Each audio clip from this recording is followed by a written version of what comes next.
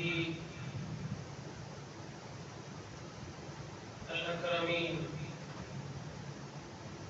وعلى من والاهم وتبعهم بإحسان إلى يوم الدين. أما بعد، فأعوذ بالله من الشيطان الرجيم. بسم الله الرحمن الرحيم. قد أفلح من تزكى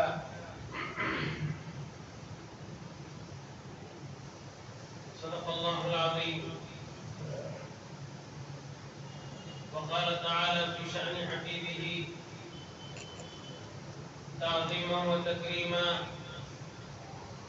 إن الله وملائكته يصلون على النبي يا أيها الذين آمنوا صلوا عليه وسلموا تسليما. اللهم صل على سيدنا ونبينا محمد أفضل صلواتك وعدد معلوماتك وبارك وسلم. بزرگان محترم، برادران عزیز، ماہ رمضان المبارک کا ایک تیسرا جمعہ ہے اور جیسا کہ آپ جانتے ہیں یہ نیکیوں کا فصل بہار ہے. اس میں نیکیوں کے اور اعمال کے ثواب کو بڑھا دیا جاتا ہے. تو اس اعتبار سے مسلمانوں کی ایک بڑی تعداد اس ماہ مبارک میں ایک مالی عبادت جس کو اسلام نے زکوٰۃ کہا ہے اس کو ادا کرتے ہیں. اور یہ اچھی بات ہے کہ یہ عبادت اگرچہ کہ رمضان میں ادا کی جاتی ہے لیکن اس کا تعلق رمضان مبارک سے نہیں ہے. اس عبادت کا تعلق رمضان المبارک سے نہیں ہے بلکہ اس کا تعلق سال سے ہے. مال پر ایک سال گزر جائے اس صورت میں یہ عبادت واجب ہوتی ہے. اسلام کے بنیادی ارکان کی طرف اگر آپ توجہ ڈالیں، زبان سے کلمہ طیبہ پڑھنا، لا الہ الا اللہ محمد الرسول اللہ، یہ پہلا رکن ہے. دوسرا رکن نماز، تیسرا رکن زکوٰۃ، چوتھا رکن رمضان کے روزے رکھنا، پانچواں رکن اگر اللہ تبارک و تعالیٰ نے استطاعت دی ہے تو حج بیت اللہ کرنا. یہ پانچ بنیادی اور اساسی بالکل ضروری ارکان ہیں. اس میں سے زکوٰۃ تیسرا فریضہ ہے. اللہ سبحانہ و تعالیٰ نے قرآن مجید میں تقریباً مقامات پر نماز کے ساتھ زکوٰۃ کا ذکر فرمایا. تقریباً آپ جہاں بھی الا ماشاءاللہ، اگر وہ کہیں مناسب نہیں سمجھا تو نہیں فرمایا، لیکن تقریباً اقیموا الصلاۃ وآتوا الزکاۃ یقیمون الصلاۃ ویؤتون الزکاۃ اقاموا الصلاۃ وآتوا الزکاۃ. زکوٰۃ نماز کے ساتھ زکوٰۃ، نماز کے ساتھ زکوٰۃ.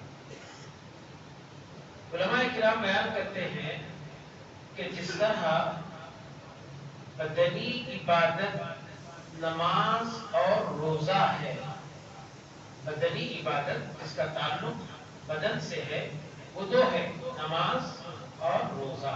اسی طریقے سے مالی عبادت یہ زکوٰۃ اور صدقات اور خیرات. اب آپ غور کریں، ہم نماز کو تو مانتے ہیں، روزے کو بھی مانتے ہیں، حج بیت اللہ اس کو بھی مانتے ہیں، ایک سعادت مندی سمجھتے ہیں. لیکن کیا بات ہے، زکات کو تقریباً نہیں مانتے. مانتے اس معنی میں ہے کہ وہاں پر ہیلے بہانے حرزے اور نہ جانے کیا کیا چیزیں رکاوٹ بنتی ہے، اس طریقے سے اس عبادت پر کسی قدر ہم ظلم کر رہے ہیں. آئیے میں آپ کو بتاتا ہوں زکات کس پر فرض ہے اور مال آدمی کے پاس کتنا ہونا چاہیے. ان دو چیزوں پہ آپ غور کریں، آپ کو آسانی سے زکات کے مسائل سمجھ میں آ جائیں. ٹھیک ہے، ریڈی آپ لوگ سننے کے لیے؟ سب سے پہلے سونے پر زکات ہے جی، سونے پر. اس کے بعد چاندی پر، دو ہو گئے. تیسرا مال تجارت پر، بزنس کے لیے جو مال ہے اس پر. اور نقدی رقم پر. یہ چار چیزیں، سونا چاندی روپیے پیسے مال تجارت، یہ چار چیزوں پر زکات آتی ہے. اچھا کیسے آتی ہے یہ بھی سن لیجیے. مثال کے طور پہ اللہ نے کسی پر فضل فرمایا، شعبان المعظم میں اس کے پاس مال آ گیا، شعبان میں مال آ گیا، رمضان آ گیا، زکات نہیں، زکات نہیں. آئندہ شعبان المعظم میں اس پر زکات فرض ہوگی. مال پر ایک سال اسلامی مہینے کا گزرنا، انگریزی مہینوں کا نہیں، کیونکہ ہمارے جتنے عبادات ہیں سب کا تعلق انگریزی مہینے سے، چاہے حج ہو، روزے ہو، نمازیں ہو، سب کا تعلق ہے. چاند دکھتے تراویح شروع، چاند دکھتے روزہ شروع، پھر چاند دکھتے ہی موسم حج شروع، پھر چاند دکھتے ہی تراویح ختم، روزہ ختم، چاند دکھتے ہی احکامات پورے بدل گئے، رمضان مبارک ختم. ایسے تو اسلامی مہینوں کے اعتبار سے ایک سال کا گزرنا مال پر شرط ہے. اس کے لیے میں عورتوں سے، مردوں سے، بھائی بہنوں سے سب سے ایک بات کہتا ہوں، جب آپ کے پاس مال آیا ہے اس وقت آپ ایک تاریخ ذہن میں نوٹ کر لیں چاند کے حساب سے کہ وہ کس تاریخ کو آپ کے پاس مال آیا ہے. چاہے سونا چاندی ہو یا آپ نے مال تجارت کا سامان خریدا ہے، وہ کون سی تاریخ کو خریدا تھا، یا روپیہ پیسہ ہے یہ کس تاریخ کو آپ کے پاس آیا ہے. یہ تاریخ مینٹین کریں اور اس کے حساب سے دیکھیں آپ یہ کیسا اسلامی حکم، کتنا پاکیزہ اور کیسا حکم ہے، آپ کو خود اس کا اندازہ ہو جائے. اچھا دوسری بات، اسلامی تاریخ کے اعتبار سے اگر مہینہ ہو گیا، سال ہونے کے لیے بھی ایک آدھ یا دو مہینے باقی ہیں، رمضان مبارک آ گئے، 10 مہینے ہوئے، ابھی 12 مہینے نہیں ہوئے، رمضان شریف آ گئے. تو اب اگر کوئی بھائی بہن یہ چاہتے ہیں کہ اتنا مقدس مہینہ اب پھر دوبارہ کہاں ملے گا، اس اعتبار سے وہ پیشگی یعنی 2 مہینے پہلے ہی سال شمار کر کے بھی وہ زکات ادا کر سکتے ہیں. شریعت یہ نہیں بولتی کہ کرو، کر سکتے ہیں آپ کے اپنی سہولت کے اعتبار سے. اب یہ تو ان لوگوں پہ زکات ہے، یہ ان چیزوں پر زکات ہے. کیا کیا؟ سونا چاندی روپیے پیسے مال تجارت. اب کن چیزوں پر زکات نہیں ہے یہ سن لیجیے. رہنے کے لیے ذاتی گھر، یہ کتنا بھی قیمتی کیوں نہ ہو یہ ضرورت ہے. یہ کیا ہے؟ ضرورت. اس پر زکات نہیں، ذاتی گھر پر زکات نہیں. اسی طریقے سے سواریاں کے گاڑیاں، آدمی ایک ہے 2-3 گاڑیاں ہیں، اس پر بھی زکات نہیں. کیوں؟ یہ جو 2-3 گاڑیاں ہیں اس کے اپنے سفر کے حساب سے اس نے ضرورت بنا کر رکھی ہے کہ مجھے اگر باہر جانا ہے تو میں اس گاڑی سے جاؤں گا، اگر یہی لوکل میں پھرنا ہے تو مجھے یہ اس کی اپنی ضرورت ہے. تو گھوڑا گاڑیاں جو ہے اس پر زکات نہیں. اسی طریقے سے رہنے کے لیے جو گھر ہے اس پر زکات نہیں، اور گھر کا جو فرنیچر ہے، گھر کا جو فرنیچر ہے، کھانے پینے کی برتن ہے، پلیٹ، یہ جتنی چیزیں ہیں گھریلو، اس پر بھی زکات نہیں ہے۔ یہ بات ہوگی۔ اب یہ تین چیز اس کو کہتے ہیں حاجت اصلیہ، حاجت اصلیہ، یعنی اس کے بغیر آدمی کا گزارا نہیں ہو سکتا، تو اس اعتبار سے اس پر بھی زکات نہیں ہوگی۔ اچھا، سونا، چاندی، روپیے، پیسے، مال تجارت، یہ جو چار چیزیں میں نے بیان کی، اس میں کتنے سونے پر زکات ہے، کتنی چاندی پر زکات ہے، کتنے روپیے پیسوں پر زکات ہے، اور مال تجارت کتنا ہو اس پر زکات ہے۔ اس کو سن لیجئے، سونا اگر ہے تو اس میں ایک بات یاد رکھیے، ازہر ہند جامعہ نظامیہ جس کے فتوے ملک کی ساری عدالتیں تسلیم کرتی ہے اور مانتی ہے، اس کا نصاب اور سلیبس یہ ہے 60 گرام 755 ملی گرام، یعنی یہ قریب پونے 7 تولے کے قریب ہوتا ہے، اور چاندی کا نصاب 200 درہم یعنی 42.5 تولے چاندی، یہ سونے کا ہو گیا، یہ چاندی کا ہو گیا۔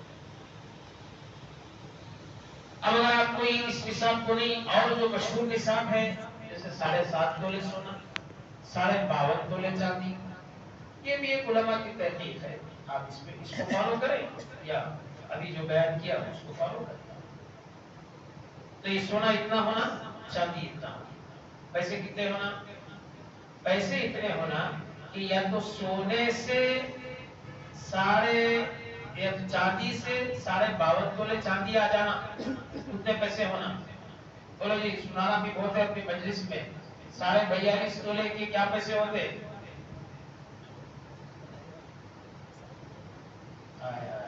روزہ لگا 30-40 ہزار،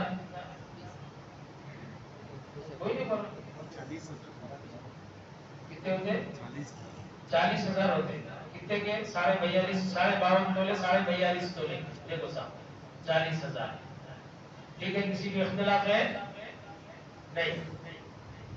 چاندی کا نصاب یہ ہے، سونے کا نصاب پونے 7 تولے سونا۔ غلطی ہم یہاں کیا کرتے معلوم، زکات بولتے فوری سونے کی طرف بھاگتے، چاندی کی طرف آتے نہیں، یہ بہت بڑی غلطی ہے۔ اسی لیے اللہ تعالیٰ نے 2 نصاب رکھے ہیں۔ اگر سونا ہمیں پہنتا ہی نہیں سونا، میرے پاس کا سونا، میرے پاس کیا، ٹھیک ہے باپ چاندی نہیں، وہ بھی نہیں پہنتا، اچھا اللہ تعالیٰ نے تو پہن نہ کو پہن، اس سے مطلب نہیں ہے، اتنے پیسے اگر تیرے پاس ہیں جس سے کہ تو 42.5 تولے چاندی خرید سکتا ہے یا پونے 7 تولے سونا خرید سکتا ہے، تو ایسی صورت میں تجھ پر زکات ہے۔ اچھا دیکھیے، چاندی پر بھی وہی زکات ہے، سونے پر بھی اتنی زکات، سونا زیادہ ہے اس میں کم زکات، ریٹ زیادہ ہے اس میں کم زکات، چاندی سستی ہے اس میں زیادہ صاحب، ایسا نہیں ہے۔ دونوں میں چاہے سونے کے آپ مالک ہوں، چاہے آپ چاندی کے مالک ہوں، یا اتنا پیسہ بینک میں رکھا ہوا ہے جس سے کہ 42.5 تولے چاندی آپ خرید سکتے ہیں، یا پونے 7 تولے یا 7.5 تولے سونا خرید سکتے ہیں، تو ان روپیوں پیسوں پر بھی زکات ہے۔ اسی طرح مال تجارت کے لیے جو مال آپ نے خرید رکھا ہے وہ ان دونوں میں سے کسی ایک نصاب کے برابر ہو، چاندی کا بولے تو 40 ہزار، سونے کا اتنے، یہ مال تجارت جو بھی آپ نے خریدا ہے، یہ ان میں سے ان دونوں میں سے کوئی ایک چیز بھی اگر خریدی جا سکتی ہے تو بس اس پر زکات آتی ہے۔ اب ہم کیا کرتے ہیں، تو سونا کہاں ہے؟ نہیں، یا کچھ سونا ہے، کچھ چاندی ہے، کچھ پیسے ہیں، کچھ مال تجارت ہے، ایسا بھی ہو سکتا ہے، ضروری نہیں سب کے پاس سب چیزیں ہیں۔ کچھ سونا کچھ چاندی، کچھ پیسے اور کچھ مال تجارت، یہ کچھ کو جمع کرو، کوئی ایک نصاب بناؤ، یا تو چاندی کا بناؤ یا تو سونے کا بنائے، جو بنتا ہے وہ بنائے۔ 40,000 کم سے کم ہے، یہ چاندی کا نصاب ہے، یہ اگر بنتا ہے اس کے حساب سے زکات دی۔ اچھا کتنی زکات ادا کرے؟ تو اس صورت میں یاد رکھیں 40واں حصہ، یعنی 40 روپیے پہ 1 روپیہ زکات۔ دیکھو صاحب کیا سودا ہے، اللہ تعالیٰ فرما رہے تو اتنا دے، میں ایک تجھ سے لوں گا تو 10 نہیں، یہ تو عام دنوں کا حساب ہے، رمضان میں 70 کر دوں گا اس کو۔ یہ دیکھو لے بھی رہا ہے تو اتنے نفع کے ساتھ، اتنے فائدے کے ساتھ دے رہا ہے، ایک کدھر 70 کدھر،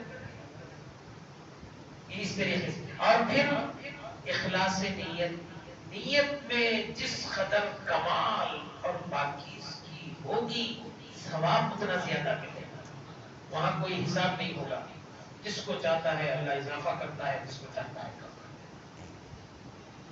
تو اس طریقے سے یہ زکات ہے۔ اچھا یہ مسئلہ سمجھ گئے؟ اور ایک مسئلہ سمجھنے کا ہے، کیونکہ اس میں مال خرچ ہوتا نا، یہ مسئلے نہیں سمجھ میں آتے جلدی، تب بولے گی تو یاد بھی رہا تو نہیں یاد نہیں ہے، ذرا پھر بولو۔ ممکن حد تک مرنے تک یہ کوشش کرتا کہ بچنے کی کوئی صورت ہوتی ہے تو بچا ہوتا۔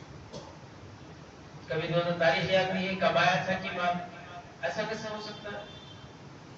آپ جب تاجر ہیں، بزنس مین ہیں، تو تاریخ مینٹین کرنا چاہیے، ریکارڈ میں آنا چاہیے کہ کتنا مال آیا، کتنا مال گیا، کب آپ اتنی چیزوں کے مالک تھے، جب زکات نکالنا ہے تاریخ مل جائے، کہیں بھی وہ پکڑے جائے گا، کسی بھی صورت میں پکڑا جاتا بچتا ہی نہیں۔ اچھا کون کس کو زکات دے، کون کس کو نہ دے، یہ بھی ہے نا، یہ زکات ہے اور یہ کتنے روپیے پہ زکات دینا، یہ ہو گیا۔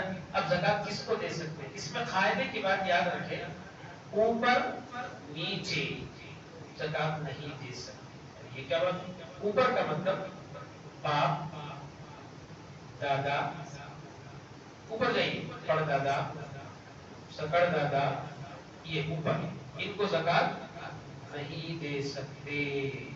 نیچے آئیے، بیٹا، پوتا، پڑ پوتا، نواسا، نواسی، یہ جو نیچے کے رشتے ہیں ان کو بھی نہیں دے سکتے۔ سمجھ میں آ رہا ہے آسان طریقے سے؟ اوپر بھی نہیں، نیچے بھی، ان کو زکات۔ اسی طریقے سے شوہر بیوی کو نہیں، بیوی شوہر۔ ہوگی بات؟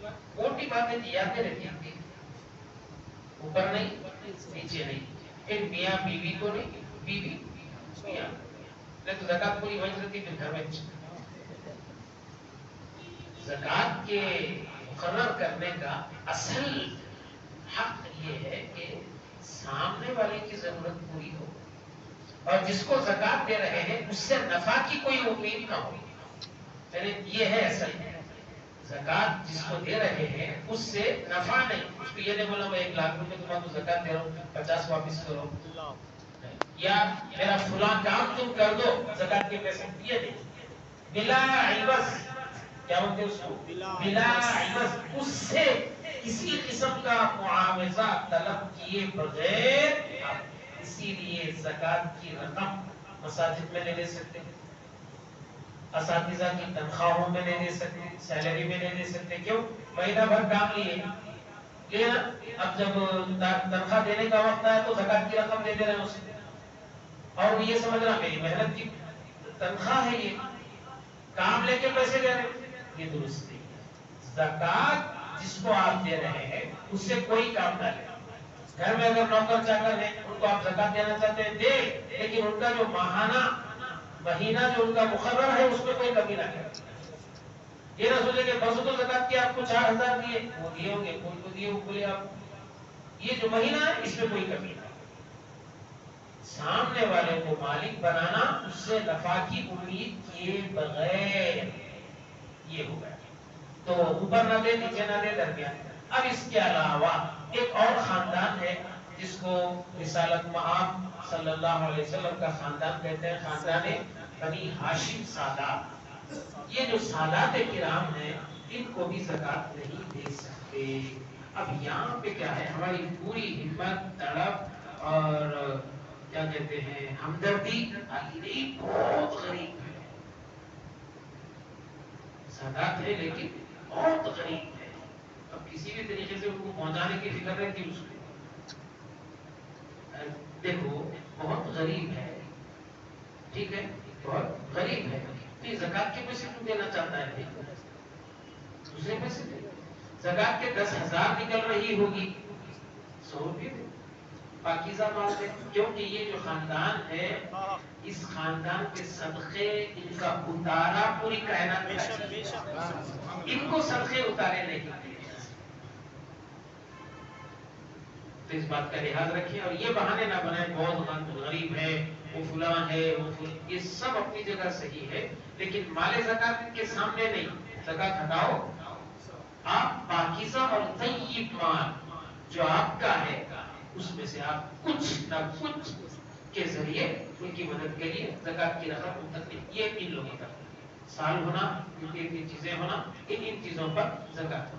اب زکات ادا کرنے والوں کے لیے نبی کریم صلی اللہ علیہ وسلم کی دعا سن لیں. آپ صلی اللہ علیہ وسلم نے فرمایا زکات ادا کر کے اپنے مال کو محفوظ قلعے میں بند کر دو، نہ وہ مال چوری ہوگا، نہ وہ مال ضائع ہوگا، نہ وہ مال ڈوبنے سے، غرق ہونے سے پاک ہو جائے گا، سب چیزیں ہو جائیں گی. اللہ تعالیٰ کیا فرماتے ہیں وہ سنیے.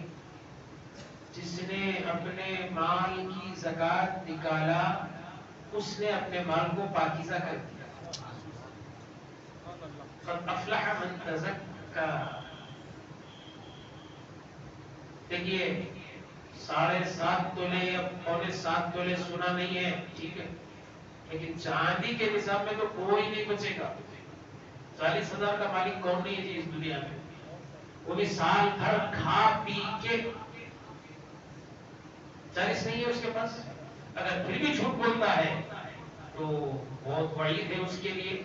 اللہ تعالیٰ نے قرآن مجید میں ارشاد فرمایا وَإِنَّ الَّذِينَ يَكْنِزُونَ الذَّهَبَ وَالْفِضَّةَ وَلَا يُنْفِقُونَهَا فِي سَبِيلِ اللَّهِ. بے شک وہ لوگ جو سونا چاندی کو جمع کر کے رکھتے ہیں اور اس کو اللہ کی راہ میں خرچ نہیں کرتے، یعنی زکات ادا نہیں کرتے، تو کیا کریں گے ان کے لیے؟ فَبَشِّرْهُم بِعَذَابٍ أَلِيمٍ. ایسے لوگوں کے لیے اللہ فرمانے ان کو دردناک عذاب کی بشارت دو. یوم یحمى علیہا، یہ مال کو دوزخ کی آگ میں پگھلایا جائے گا اور اس کو ان کے پیشانیوں پر، ان کے پہلوؤں پر، ان کے جسموں پر داغا جائے گا اور کہا جائے گا ھذا ما کنزتم لانفسکم. یہ کوئی اور چیز نہیں ہے، یہ وہی چیز ہے جس کو دنیا میں تم نے اپنے آپ کے لیے رکھا تھا. فذوقوا ما کنتم تکنزون. چکھو اس کا مزہ. اسلام مال جمع کرنے کو ناپسند نہیں کرتا، مال جمع کریے، لیکن جب اس کا حق ہو جائے، سال ہو جائے، اس پر جتنی مقررہ زکات آتی ہے. اچھا کتنی زکات؟ 2.5 سابق محمدوں کی طرح 10% تو نہیں ہے. 40 میں 1 روپیہ، 100 پہ 2.5 روپیہ، 1 لاکھ پر 2,500 روپئے، 2,500 روپئے. تو جتنا بھی مال ہے اس حساب سے زکات ادا کریں کہ یہ 2 لاکھ، 1 لاکھ ہوئے تو اتنے پیسے، پھر 2 لاکھ ہوئے تو پھر اتنے پیسے. اس طریقے سے مالوں کی زکات. اچھا ایک سہولت بھی اللہ نے اسی میں رکھا ہے کہ بھئی اب بیوی کیا سہولت ہے کہ ایک ساتھ زکات آپ ادا نہیں کر سکتے، حالات میں سے نہیں ہے، لیکن زکات تو ادا کرنا ہے، تھوڑا تھوڑا کر کے کریے. اب تھوڑا کریے، پھر 1 مہینے کے بعد تھوڑا، یا کہیں سے آپ کے پیسے آنے ہیں اس کے بعد کریے تھوڑا. اچھا اب زکات بیوی پر فرض ہے، شوہر پہ کیوں فرض نہیں ہے؟ شوہر پہ بھی ہے. میں بھی میرا نہیں، سونا بھی نہیں پہنتا، چاندی بھی نہیں پہنتا، نہیں پہنے تو یہ 40,000، یہ جو 52.5 تولے، 42 تولے چاندی جو بولے اس کے پیسے تو ہے، جس سے تو راہ فرار کوئی اختیار نہیں کر سکتا. اگر کوئی کرتا ہے تو وہ اللہ کے حکموں کو کیا کرتا ہے؟ نافرمانی کرتا ہے. تو اس سے تو نہیں بچ سکتا. اس کی زکات یہ ادا کرے، بیوی کی زکات بیوی ادا کرے. اب آپ بولیں کہ وہ تو نہیں کماتی، وہ کہاں سے لائے گی؟ تو شریعت بولتی دوسری ضرورتیں کیسے پوری کرتی ہے؟ شاپنگ ہے، وہ ہے، فلاں ہے، فلاں ہے، فلاں، یہ سب کیسے پورے ہوتے ہیں؟ یہ بھی اسی پوری، جب بھی یہ عبادت ہے. اور شوہر کے لیے بھی ہم نے اپنے اساتذہ اکرام سے سنا تھا یہ بات کہ شوہر بیوی کو ماہانہ کچھ نہ کچھ دیا کرے، یا اس کے پاس جب پیسے ہوں کچھ نہ کچھ اس کو دیا کرے. کیوں؟ تاکہ یہ پیسے جمع کر کے وہ فضول خرچی اور شاپنگ میں نہ اڑائیں، بلکہ ایسے موقع جو زکوٰۃ ہے، قربانی ہے، اس میں اس کے لیے مدد ہو سکے. اب تو بالکل حساب بالکل پوائنٹ اتنا ہی دے رہے وہ تو ہو رہا. اب یہ کھل کر کچھ خیرات کرنا چاہتی ہے، کسی مسکین کی ضرورت مند کی مدد کرنا چاہتی، کیا کریں گے؟ تو اس کے لیے پہلے سے راستے ایسے بنائے کہ آپ بیوی پر خرچ کرتے جائیں، اور بیوی کو اس بات کی شروع سے تعلیم ہو کہ شوہر جو پیسے دے رہے ہیں یہ تمہارے اپنے ضروریات کے ساتھ ساتھ جو تمہاری دینی عبادات تم پر واجب ہے اس کی تکمیل بھی اگر ہو سکے تو اس سے کرو، ورنہ مصروفیت نہیں کر، تھوڑا سا کسی سے لے لو، بھائی ہے، باپ ہے، شوہر ہے، کوئی بھی ہو سکتا ہے. جیسے دیگر ضرورتوں کی تکمیل کے لیے آنند انتظام ہو جاتا ہے تو یہ بات نہیں، وہ بھی صورت نہیں ہے. تو اب کیا کرنا؟ کوئی چھوٹا موٹا زیور بیچ دیں، بیچ کر زکات ادا کر. تو شریعت تو یہاں تک کہتی ہے. تو بہرحال زکات جیسا نماز فرض ہے، زکات بھی فرض ہے. اب نبی کریم صلی اللہ علیہ وسلم کی ایک دعا زکات ادا کرنے والوں کے لیے سنیے.